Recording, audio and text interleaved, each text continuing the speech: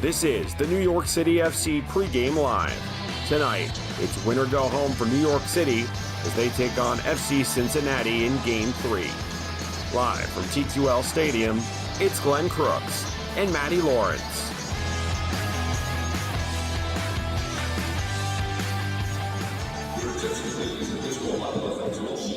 Yes, we are live from TQL Stadium in Cincinnati, Ohio. It's NYCFC Pregame Live, MLS Cup Playoff version, and Game 3 of a best-of-3 playoff version.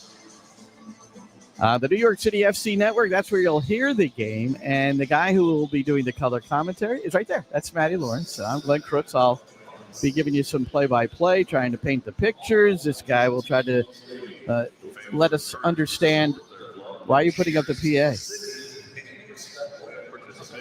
He's asking people to be respectful. Is that for you? Yeah. Are you getting an echo? Is that why you're doing that? No, it's trying to put me up. Oh, you're not up. No. All right, now he is. Now I'm Now he is. This is the, as always, this is the live version where anything goes. But, hey, listen, it's 25,513 expected. The last time we were here was a Monday night, Game 1 of this best-of-3 that Cincinnati won 1-0.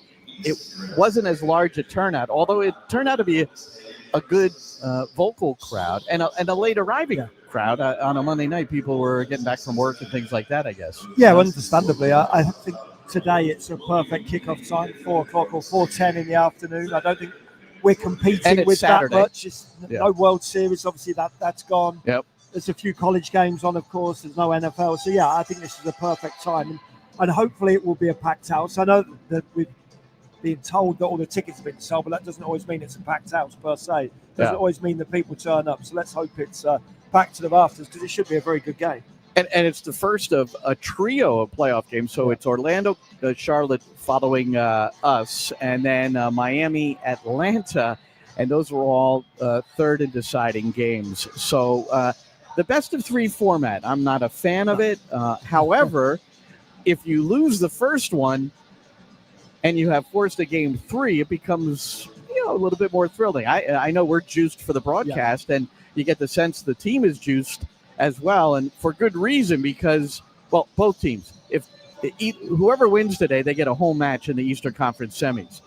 For New York City, it's a Hudson River Derby home match, which hasn't happened before in the playoffs. Yeah, look, it's fantastic. As a spectacle, yes, it's good. Probably for viewership and making money, it's great for MLS and for Apple. I'm not a massive fan of this. I think if they're going to be serious, then let's carry on the series throughout the tournament. I don't understand why you just have one set of series and then all of a sudden it becomes a knockout tournament again. I'm sure somebody smarter than me will explain why, but it doesn't make any logical sense to me. But look, it does give NYCFC a shot right here, right now. They lost the first game and they lost pretty convincingly, even though the scoreline doesn't suggest convincingly. Right. I don't think they deserve to win by any shot at all or any stretch of the imagination. But then the same thing in the second game. They absolutely outplayed FC Cincinnati. They were much the better team. But I think that's what we've seen of NYCFC throughout the season. Up, down, up, down, up, down. It's been just totally peaks and troughs. There's been no in-between. It has been either very good or pretty much very bad most of the season. And look, the games have gone by home advantage, haven't they, in this series? So from our point of view, or from our point of view, and from NYCFC and the fans' point of view, let's hope that they can get one over on FC Cincinnati here at home, because that hasn't happened very often. No, well, New York City has dropped 5 consecutive games here at TQL Stadium, including 3 this season, 1 in the MLS Cup Playoffs, 1 in the Leagues Cup, and 1 in the regular season. And in those 5 games, those 5 consecutive defeats, New York City has managed only 2 goals.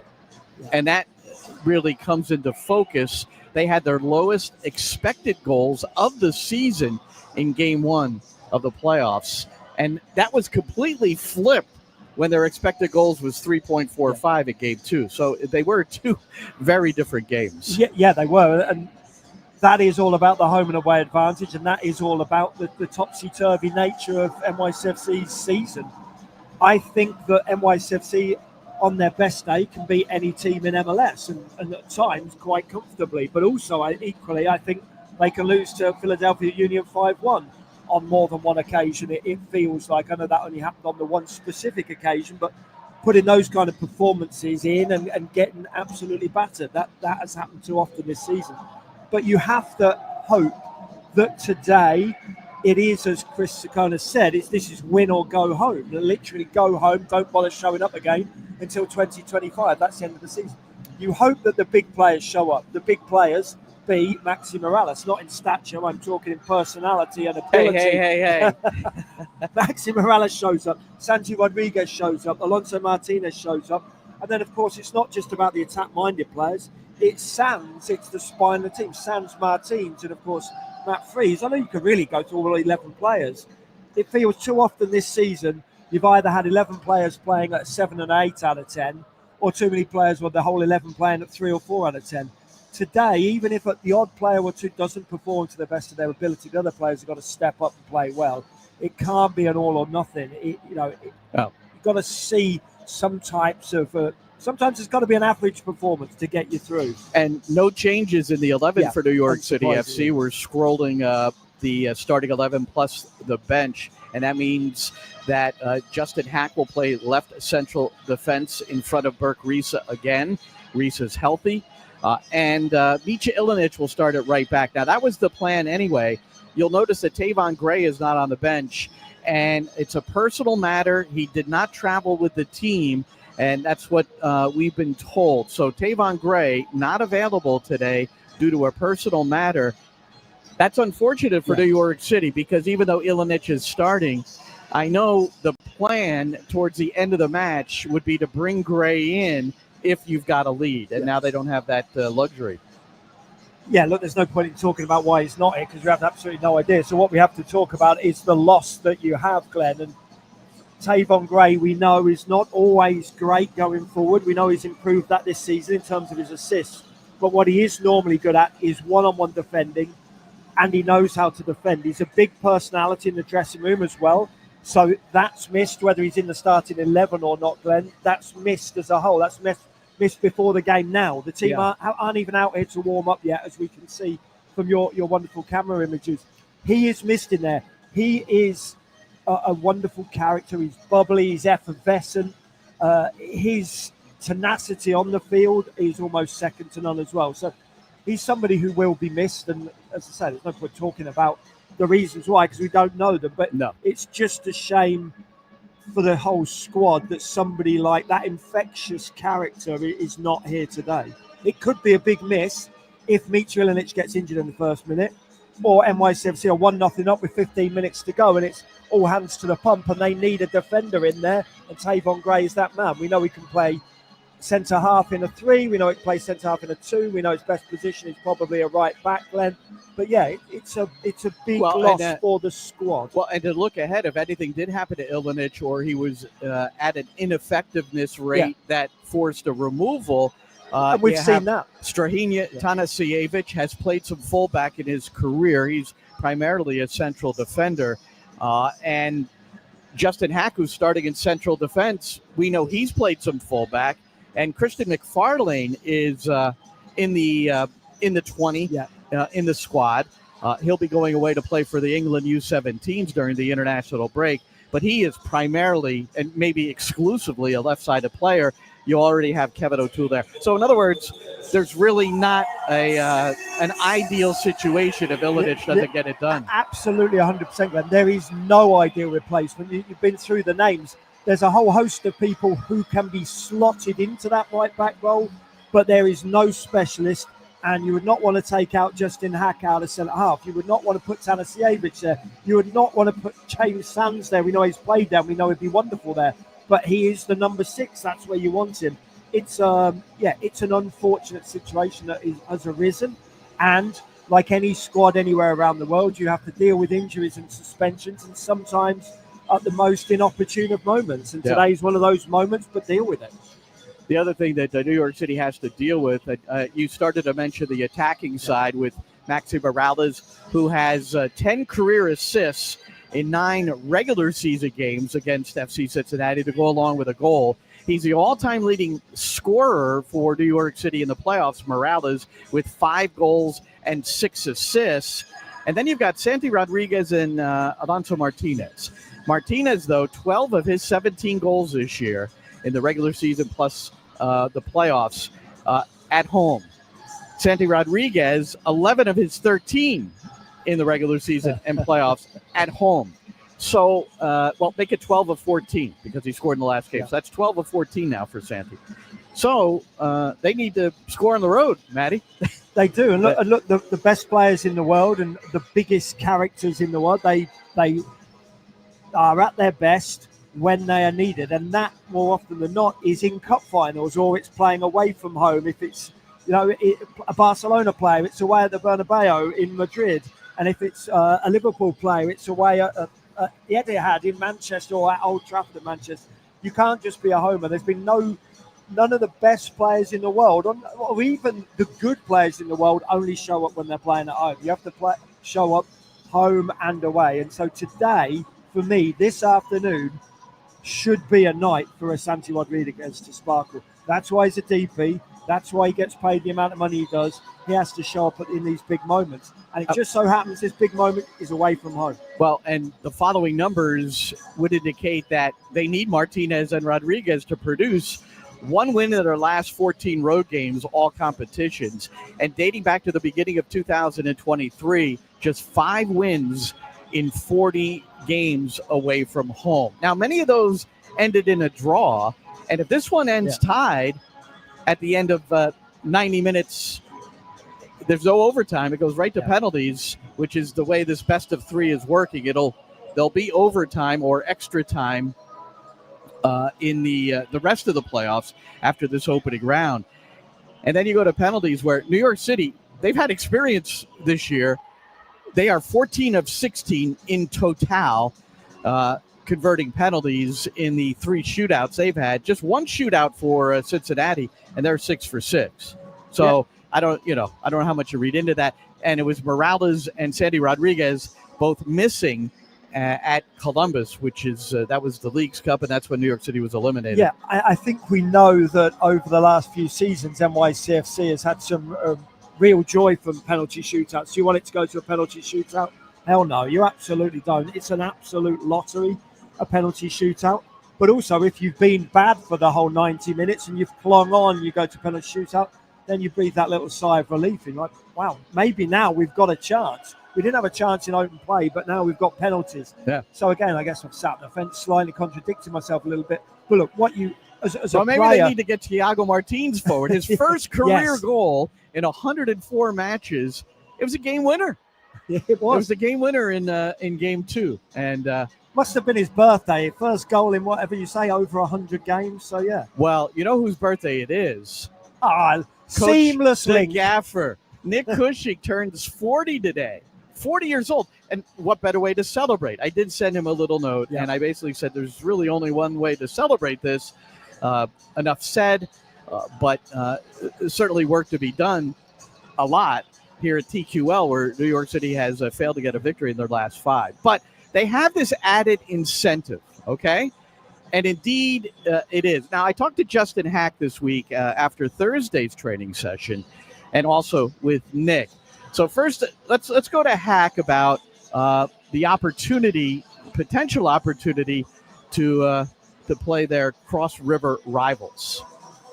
What did it mean to pound the Red Bulls at their place? Then you add on to that, what would it mean to play them in the next round of the playoffs? Yeah, so first, that game was, I would agree, probably one of our best of the season. Definitely result-wise, I think all the fans and everybody would agree. Definitely having the chance to play them at home in the conference semifinal is a very big motivation for all of us. Nobody's looking past the Cincinnati game because they're a very difficult team, but it's just a little bit added, something extra for us to be motivated by.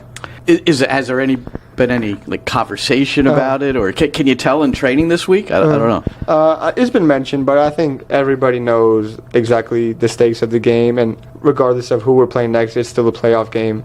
And you always want to win every single time you get to this part of the season. So I don't think too much needs to be said. Pretty much everybody understands.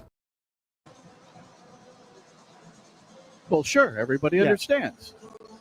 And It's like, and it's.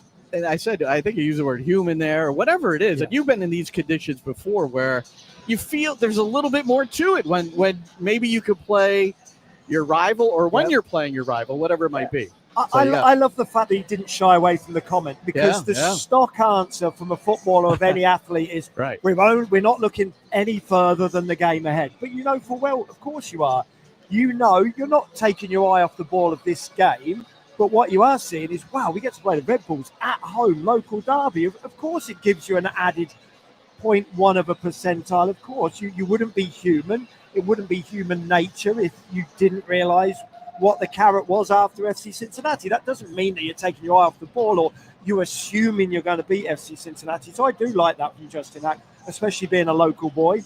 The fact that he didn't duck the question with the normal, cliched answer of, well, we're not going to talk about that until after the next 90 minutes. I love that from him. Yeah, me too.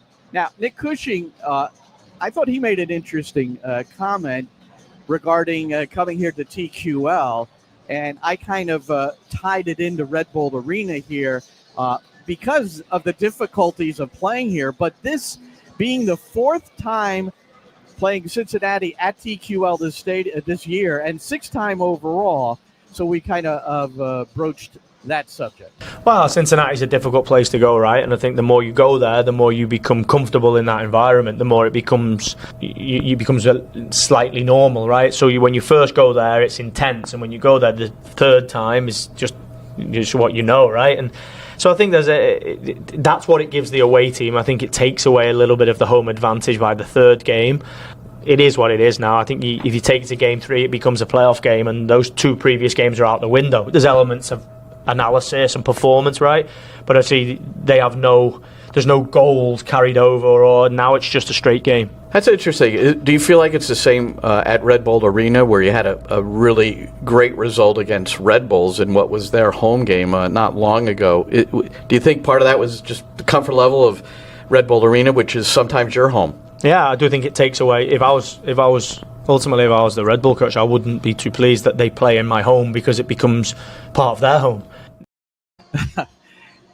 Ain't it the truth? Yes. Ain't it the truth? And so New York City feeling a little bit more comfortable, and it makes sense. And we talked about it off mic a little bit.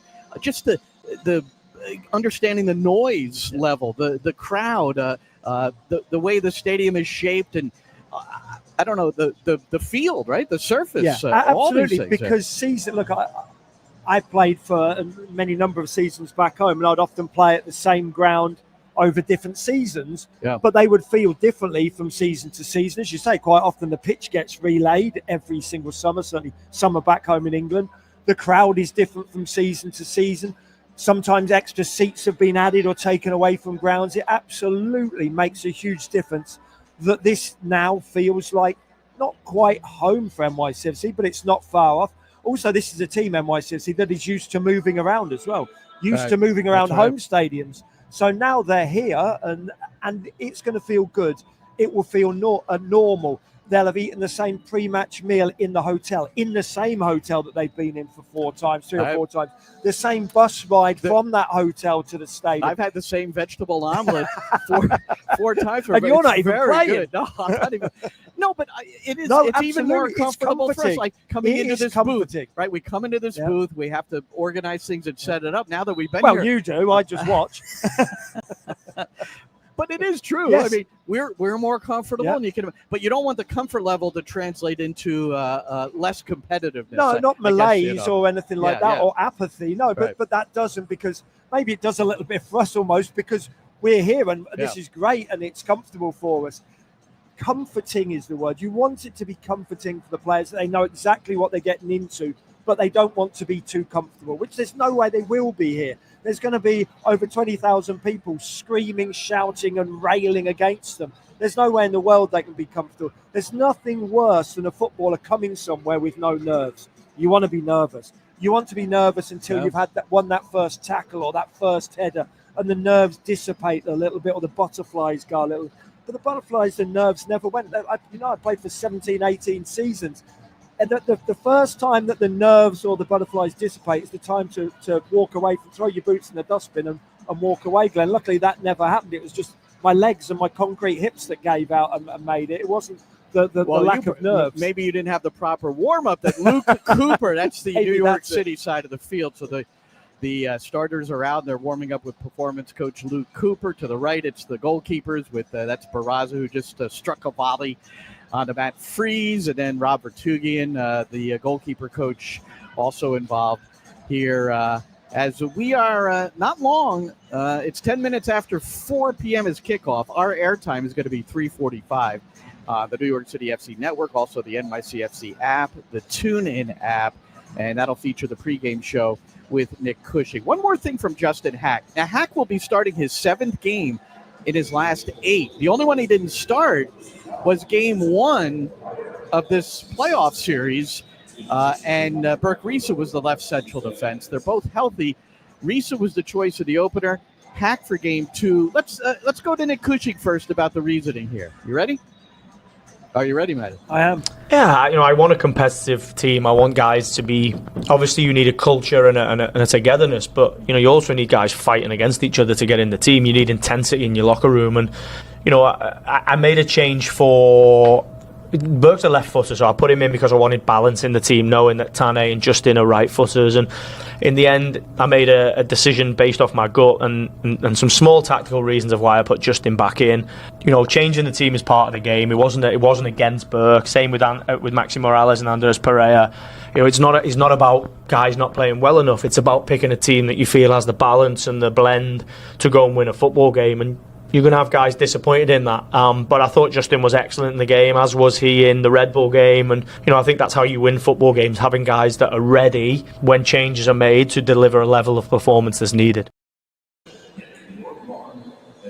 In the end, I made a decision with my gut. So I think that's a good quality for coaches to have, not to always use the data, the analytics, the balance. Yeah. Hey, you love having a left-footed left central defender, and let's face it. No, of course, that's the reason, or one of the reasons why Maxime Chenot left, because he wasn't left-footed, because when Alexander Carlins left and it became Thiago Martins and Chenot, Chenot was not comfortable on that left-hand side. I loved his leadership qualities, but the lack of balance was clearly evident at times.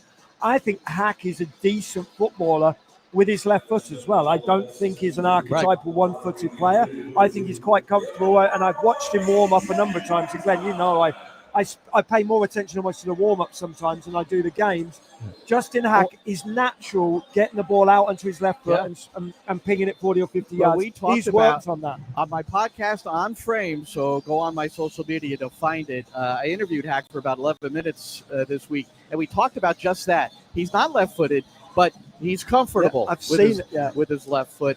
And he also, as we close this, middle of the year during the transfer window, there was a possibility that Justin Hack would depart, and not for anything that's antagonistic. It's just because he wasn't playing, and New York City has been known to, help players find situations where they might get more time. Andres Jason went to Denmark, for instance. Tyler Magno is on loan to Corinthians. So we talked a little bit about that.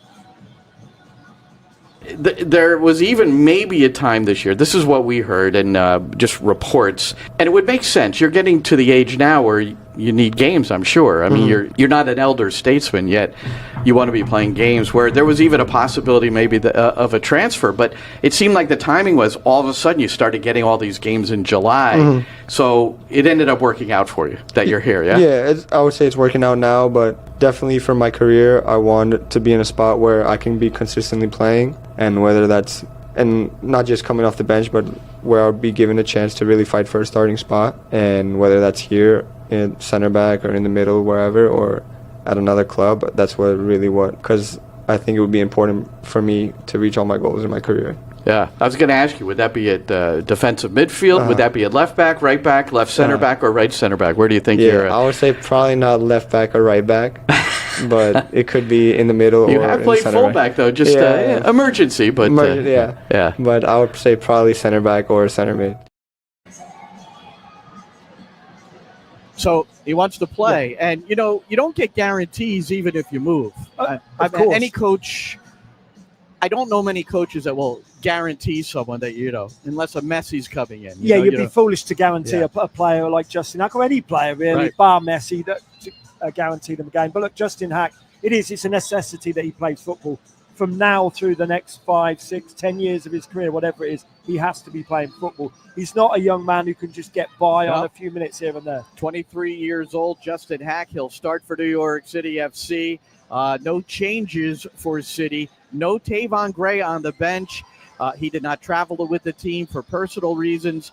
So a little lack of depth at the position of right back, where Micha Ilinic makes his second consecutive start for New York City in the third and deciding game of the best-of-3 series against FC Cincinnati at TQL Stadium right there. So for Matty Lawrence, I'm Glenn Crooks. In just a couple of minutes, we'll have our pregame show on the network, nycfc.com/radio. I hope you'll join us then. Sync us up with Apple TV and MLS Season Pass, and enjoy the game, everybody.